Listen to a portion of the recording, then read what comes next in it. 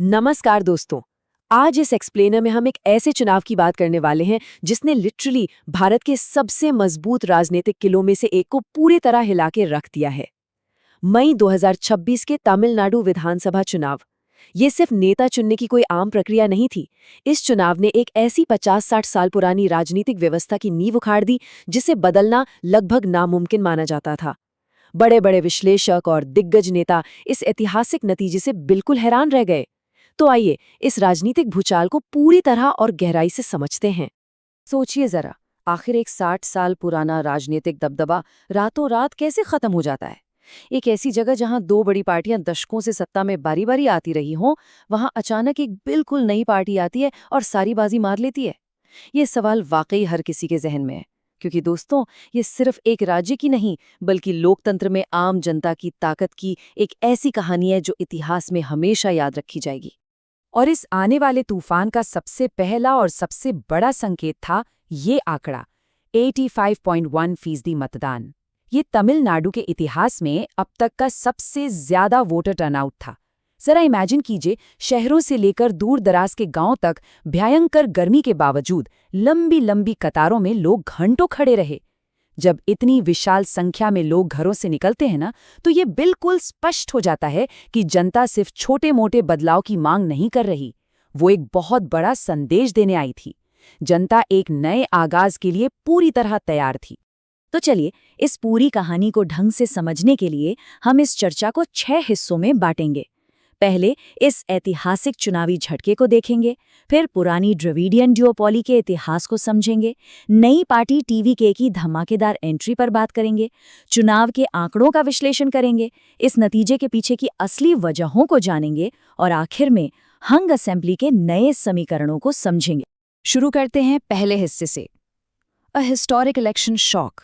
एक ऐसा नतीजा जिसने पिछले सारे अनुमान गलत साबित कर दिए। इस चुनाव का सबसे बड़ा झटका तब लगा जब मौजूदा मुख्यमंत्री एम.के. स्टालिन अपना खुद का चुनाव क्षेत्र कोलथूर हार गए। सालों बाद ये पहली बार हुआ था कि कोई मौजूदा सीएम अपने ही सबसे मजबूत गढ़ में हार गया हो। पर बात सिर्फ एक सीट की नहीं थी। सत्ताधारी डीएमके पार्टी, जो पिछले चुनाव में बेहद मजबूत थी, वो सिमटकर सिर्फ 59 सीटों पर रह गईं। वहीं दूसरी तरफ एक बिल्कुल नई पार्टी टीवीके, जिसने पहली बार चुनाव लड़ा, वो सीधे 108 सीटों के साथ सबसे बड़ी पार्टी बनकर उभरी। एक नए उम्मीदवार ने मौजूदा सरकार की जमीन पूरी तरह से खिसका दी थी। अब आते हैं दूसरे हिस्से पर, द द्रविडियन ड्यूओपोली। इस चुनावी नतीजे के असल असर को समझने के लिए थोड़ा सा इतिहास जानना बहुत जरूरी है। देखिए, तमिलनाडु की राजनीति पिछले कई दशकों से डीएमके और एआईएडीएमके के आपस में घूमती रही है। इस राज्य की सत्ता इन्हीं दो पार्टियों और इनके गठबंधनों के बीच बदलती रही। इन दोनों पार्टियों के पास सिर्फ लोकप्रिय नेता ही नहीं थे, बल्कि जमीनी स्तर पर कार्यकर्ताओं की एक ऐसी फौज थी जिसे हराना नामुमकिन माना जाता था। सत्ता की चाबी हमेशा एक से निकलकर दूसरे के हाथ में आती थी।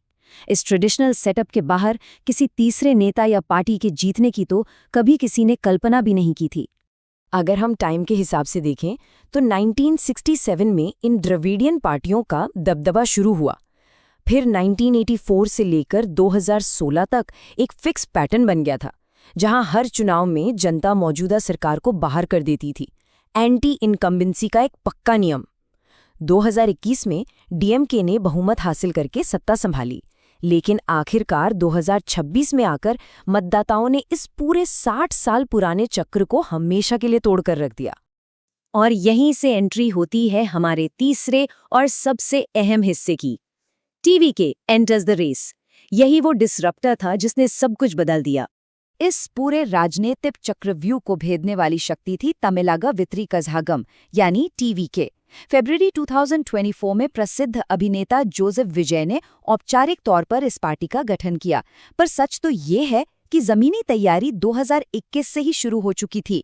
उनके हजारों फैन क्लब्स लोगों के बीच लगातार सामाजिक काम कर रहे थे, जिससे इस नई पार्टी को एक जबरदस्त बेस मिला। सबसे हिम्मत वाली बात ये थी कि टीवीके ने बिना किसी पुरानी पार्टी से अलायंस किए अकेले ही सभी 234 सीटों पर चुनाव लड़ा।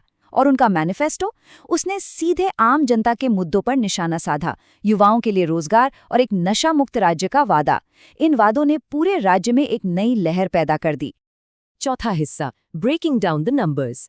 चलिए अब इन बदलावों को ठोस आंकड़ों के नजरिए से देखते हैं, क्योंकि नंबर्स झूठ नहीं बोलते। चुनाव के आंकड़े नतीजे की पूरी कहानी बिल्कुल साफ कर देते हैं। नई ITVK को सीधे 108 सीटें मिली। सत्ताधारी DMK का गठबंधन 37 पर और AIADMK का गठबंधन मात्र 53 सीटों पर आकर रुक गया।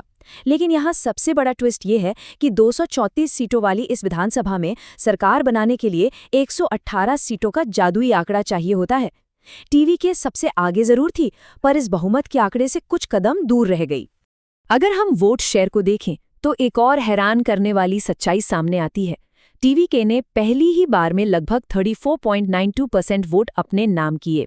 सोर्स एनालिसिस से पता चलता है कि TVK ने ये वोट सिर्फ AIADMK या नए वोटर से नहीं, बल्कि सबसे ज्यादा सत्ताधारी DMK के वोट बैंक में सेंध लगाकर हासिल किए। इसी की वजह से DMK का वोट शेयर गिरकर 24.19% रह गया। इसका सीधा सा मतलब ये है कि लोगों ने अपनी पुरानी पार्टी निष्ठा छोड़कर इस नए नेता पर अपना पूरा भरोसा जताया। पांचवा हिस्सा, एनाटॉमी ऑफ द वर्डिक्ट। आखिर आम जनता ने इतने विशाल बदलाव के हक में वोट क्यों किया? इसके पीछे क्या वजह थी? विश्लेषकों के अनुसार इस नतीजे के 3 प्रमुख स्तंभ हैं। पहला, मौजूदा सरकार के खिलाफ एक भारी एंटी इनकम्बेंसी। लोग पुराने वादों के ना पूरे होने से निराश थे। दूसरा कारण, जो काफी दिलचस्प है, वो है डुओपोली फटीग। 6 दशकों तक सिर्फ 2 पार्टियों को देखते देखते जनता में एक थकान और बोरियत पैदा हो गई थी। और तीसरा सबसे बड़ा कारण था एक बेहद लोकप्रिय फिल्म स्टार की मास अपील और उनका कल्ट स्टेटस। तमिलनाडु में सिनेमा और राजनीति का गहरा रिश्ता रहा है, और विजय की स्टार पावर ने एक ऐसी आंधी पैदा की जिसके आगे सदियों पुराने दिग्गज भी टिक नहीं पाए। यहाँ ध्यान देने वाली बात यह है कि तमिलनाडु का हमेशा से मौजूदा सरकार को बाहर करने का एक रिवाज रहा है, एक ट्रेडिशनल वोट फॉर चेंज। लेकिन इस बार एक बड़ा ट्विस्ट था। हर बार की तरह पुरानी विपक्षी पार्टी को अगला मौका देने के बजाय मतदाताओं ने इस बार उस पूरे सिस्टम को ही बाईपास कर दिया। उन्होंने एक बिल्कुल नए तीसरे विकल्प पर मुहर लगा दी। छठा और आखिरी हिस्सा, द हंग असेंबली। चुनाव के तुरंत बाद की ये सबसे बड़ी और उलझी हुई राजनीतिक सच्चाई है जिसका सामना अब राज्य को करना पड़ रहा है। अगर आप सोच रहे हैं कि ये हंग असेंबली यानी त्रिशंकु विधानसभा आखिर होती क्या है, तो सिंपल शब्दों में ये वो स्थिति है जहां चुनाव के बाद किसी भी एक पार्टी या गठबंधन को सरकार बनाने के लिए पूर्ण बहुमत नहीं मिल पाता। इससे एक राजनीतिक डेडलॉक पैदा हो जाता है। अब ऐसी स्थिति में बंद कमरों में बातचीत होती है, नए समझौते होते हैं और अचानक से हर एक विधायक की अहमियत कई गुना बढ़ जाती है। अब इस गणित को थोड़ा ध्यान से समझिए। टीवी का राज्य की सबसे बड़ी पार्टी जरूर बन गई। उनके पास 108 सीटें आईं, लेकिन अकेले सरकार बनाने के लिए उन्हें 118 सीटों की जरूरत थी। यानी वो इस जादुई आंकड़े से ठीक 10 सीटें पीछे रह गए। ये 10 सीटों की कमी ही अब आगे का सबसे बड़ा ड्रामा है, जिसने मुख्यमंत्री की कुर्सी तक पहुंचने के रास्ते को बेहद रोमांचक बना दिया है। पॉलिटिकल एनालिस्ट की माने तो इस चुनाव का निष्कर्ष बिल्कुल साफ है। इन 2 द्रविडियन दिग्गजों के खिलाफ जनता की जो थकान थी, उसने सीधे TVK की तरफ एक बेहद बड़ा वोट फॉर चेंज दिया। ये चुनाव सिर्फ चेहरा बदलने के बारे में नहीं था दोस्तों, बल्कि सालों पुराने नियम बदलने और स्थापित पार्टियों के अहंकार को चुनौती देने की एक पूरी लहर थी। तो आखिर में हमारे सामने सबसे बड़ा सवाल यही आता है, क्या ये भारत के राज्य स्तर की राजनीति में एक स्थायी बदलाव है, या फिर इस 60 साल पुरानी डुओपोली में सिर्फ एक छोटा सा विराम, जिसके बाद पुरानी पार्टियां फिर से किसी तरह वापस आएंगी?